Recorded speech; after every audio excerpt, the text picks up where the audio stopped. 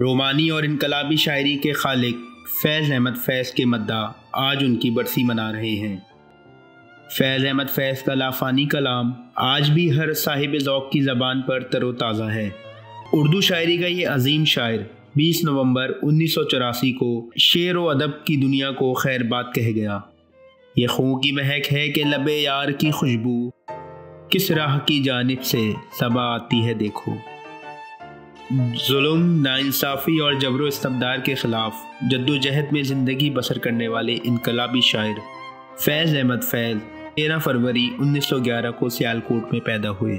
انہوں نے اپنی فکر اور الگ انداز اسلوب سے دنیا کو اپنا گریدہ بنا لیا۔ تو جو مل جائے تو تقدیر نگوں ہو جائے، یوں نہ تھا میں نے فقط چاہا تھا یوں ہو جائے۔ اور بھی دکھ ہیں زمانے میں محبت کے سوا، راحتیں اور بھی ہیں وصل کی راحت کے سوا۔ فیض کی معروف تصانیف میں نقش فریادی، دست صبا، زندہ نامہ، شام شہر یاراں، میرے دل میرے مسافر اور نسخہ ہائے وفا شامل ہے۔ فیض احمد فیض کو علمی اور ادبی خدمات پر متعدد عالمی اور قومی اعزازات سے نوازا گیا۔ وہ پسی ہوئی انسانیت کے خلاف ضمیر اور یقین کی آواز بن گئے۔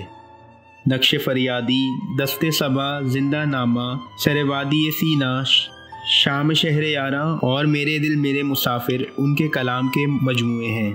سارے سخن ہمارے اور نسخہ ہائے وفا ان کی کلیات ہیں۔ چلتے ہیں دبے پاؤں کوئی جاگ نہ جائے، غلامی کے اسیروں کی یہی خاص ادا ہے۔ ہوتی نہیں جو قوم حق بات پہ یکجا، اس قوم کا حاکم ہی بس اس کی سزا ہے۔ ان کو اپنے اشعار کے ذریعے جابر حکمرانوں کے مظالم کو عوام کے سامنے بے نقاب کرنے پر قید ہوئی اور جلا وطنی بھی کاٹی، مگر حق گوئی ترک نہ کی۔ مقام فیض کوئی راہ میں جچا ہی نہیں، جو کوئے یار سے نکلے تو سوئے دار چلے۔